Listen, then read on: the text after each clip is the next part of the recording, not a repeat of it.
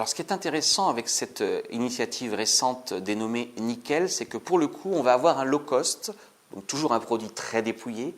C'est un low cost d'entrée de gamme en termes de prix, puisque je crois que ce compte démarre à 20 euros. Mais attention, c'est un low cost très dépouillé.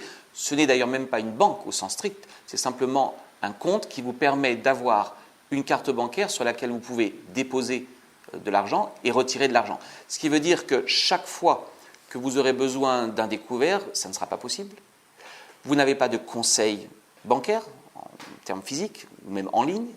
Vous n'avez pas la possibilité d'emprunter, de bénéficier de conseils financiers. Donc attention, ce compte Nickel, c'est une sorte de service financier minimal. C'est le droit de pouvoir retirer et déposer de l'argent, notamment chez les buralistes ou auprès de distributeurs.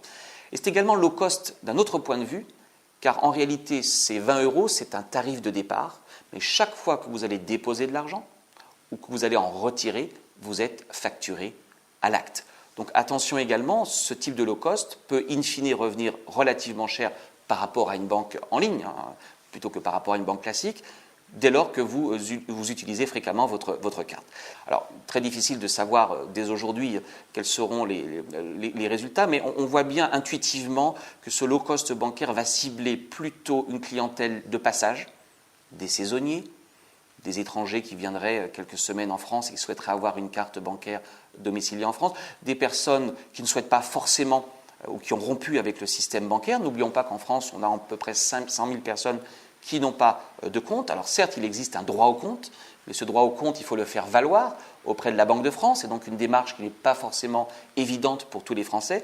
C'est aussi un moyen, cette banque Nickel, enfin ce compte Nickel, de remettre le pied à l'étrier à des personnes qui avaient rompu tout contact avec le système financier.